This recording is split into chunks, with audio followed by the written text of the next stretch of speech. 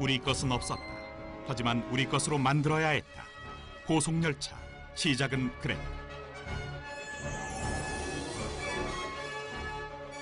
우리 기술로 제작된 고속열차 KTX2가 다음 달 2일부터 운행에 들어갑니다. 우리도 고속열차를 만들 수 있다는 의지와 희망이 생겼다. 그리고 고속열차에 도전할 수 있었다.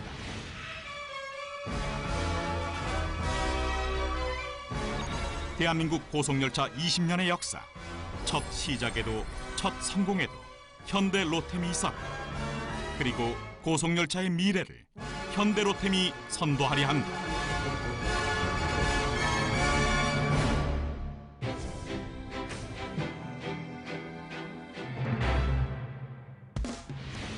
(1977년) 철도 차량 사업을 시작한 현대 로템은 1994년 고속열차 기술 이전을 시작으로 2004년 집중식 고속열차 국산화에 성공한다.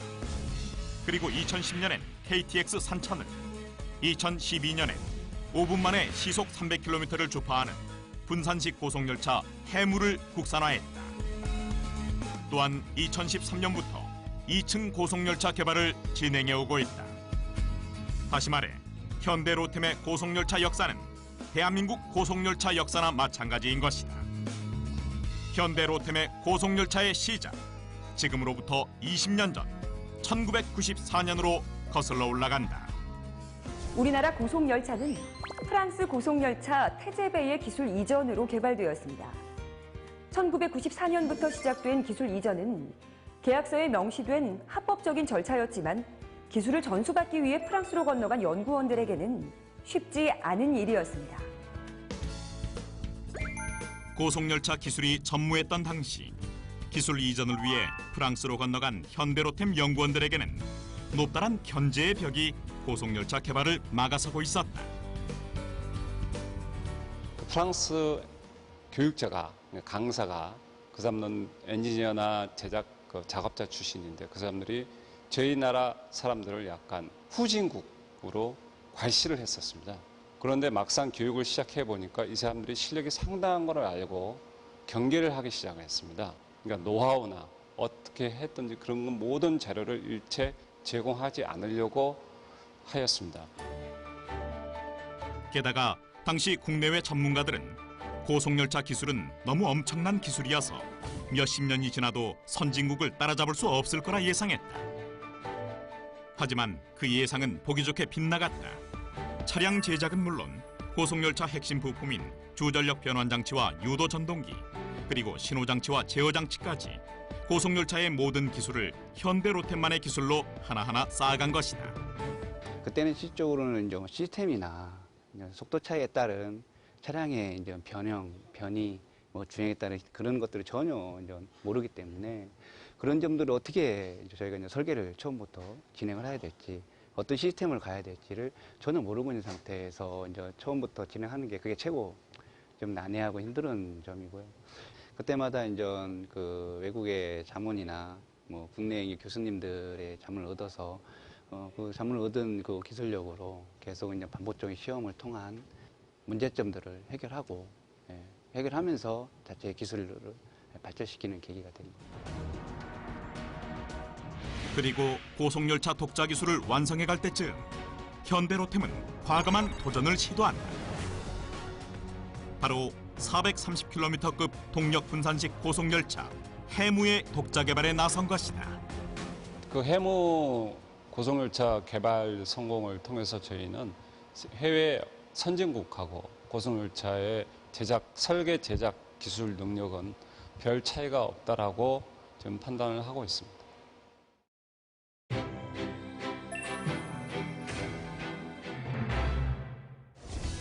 2004년 대한민국의 대중교통 지도를 새롭게 바꾼 고속열차 KTX가 첫 운행을 시작했을 때를 기억하십니까?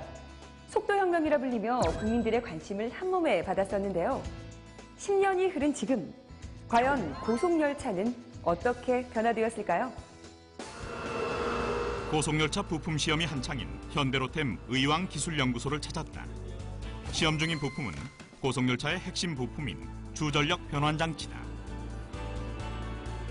주전력 변환장치는 자동차의 엔진처럼 고속열차를 움직이게 하고 정차시키는 부품으로 고속열차의 주행 성능을 결정하는 장치다. 시험 제목은 조합 시험이라 하고요.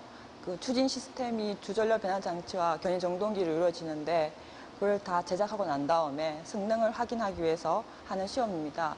차에 붙였을 때 발생할 수 있는 문제점들을 미리 발견해서 해결하기 위해서 하는 시험입니다. 눈여겨볼 것은 국내 철도에 적용 중인 주전력 변환 장치로는 최초로 수랭식 냉각 방식을 적용했는데 현대 로템이 개발했다는 것이다. 기존에 사용되던 방식이 자연냉각 방식이거나 공기를 이용한 강제 냉각 방식인데요. 이런 방식을 적용하게 될 경우에는 사이즈라든지 중량이 될 수밖에 없습니다. 이런 제약적인 요소를 해결하기 위해서 이번에는 국내 최초로 수냉각 방식을 이용을 해서 주전력 변환 장치에 적용시킨 것이 가장 큰 핵심 기술이라고 볼 수 있습니다. 현대 로템이 개발한 주전력 변환 장치는 차세대 고속열차라 부르는 동력 분산식 고속열차에도 적용된다. 글자 그대로 동력이 분산되어 있다는 뜻이고요.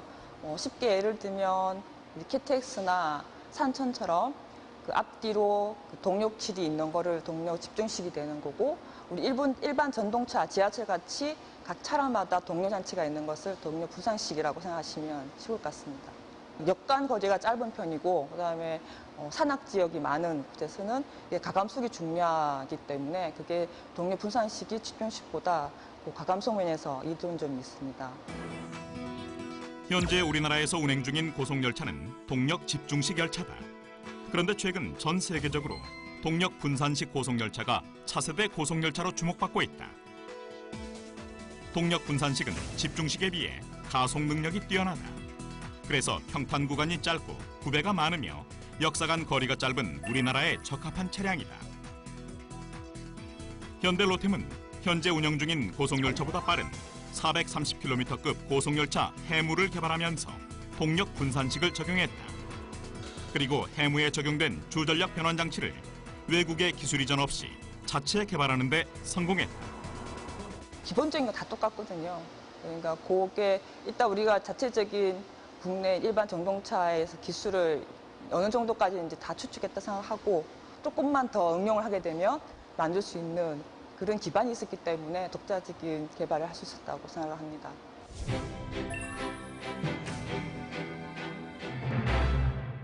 주전력 변환 장치만큼 동력 분산식 고속열차에서 중요한 것이 있습니다.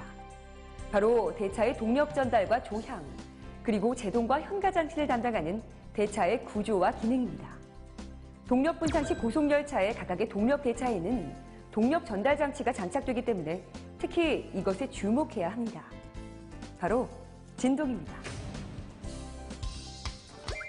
각 대차마다 동력과 제어 장치가 장착되는 동력 분산식 고속열차는 기존 고속열차에 비해 속도가 증가되었기 때문에 진동이 많이 발생할 수 있다. 그래서 진동을 줄여주는 현가 장치의 개발이 중요하다. 우선 고속 주행을 위한 현가 장치와 그 다음에 승객의 진동을 저감시켜주는 현가 장치로 구분이 되는데, 고속을 담당하는 현가 장치는 1차 현가 장치로서 우리가 명할 수 있고요. 2차 현가 장치는 저희가 승객의 진동을 저감시키기 위한 부분을 공기 스프링과 댐퍼로서 조합으로 저희가 구성을 하고 있습니다.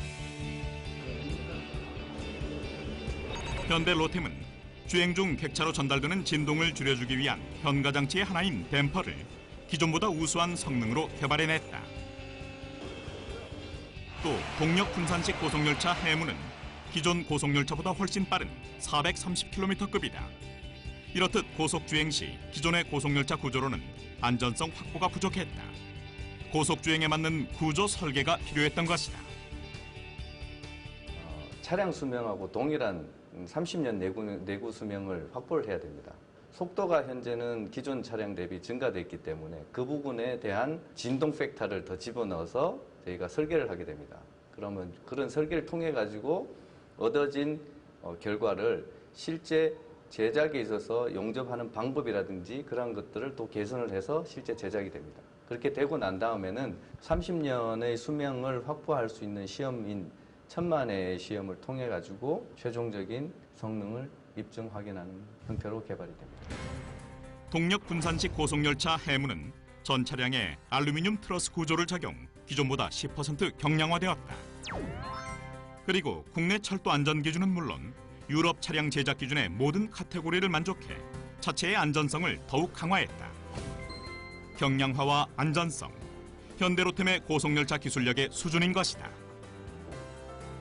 철도안전법에는 압축 200톤과 인장 150톤이 들어가 있고요. 충돌 안전 기준에는 4대차 36km 충돌 안전 기준이 있습니다.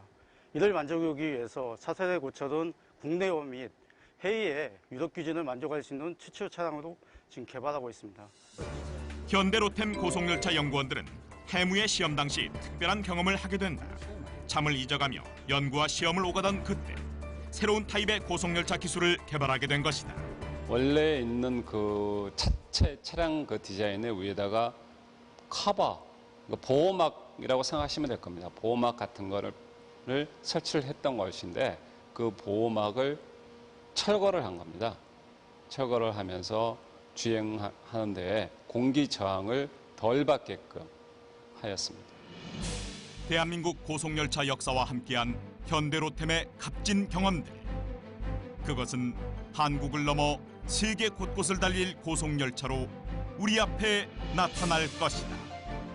헬렌 켈러는 할 수 있다고 생각하면 불가능이란 없다고 했습니다. 이 짧은 명언 속에 그동안 현대로템이 고속열차 기술 개발을 위해 걸어온 열정과 시간이 그대로 녹아 있습니다. 앞으로 현대로템이 더 앞선 기술로 미래의 고속열차를 이끌어가는 진정한 리더가 되길 기대해 봅니다.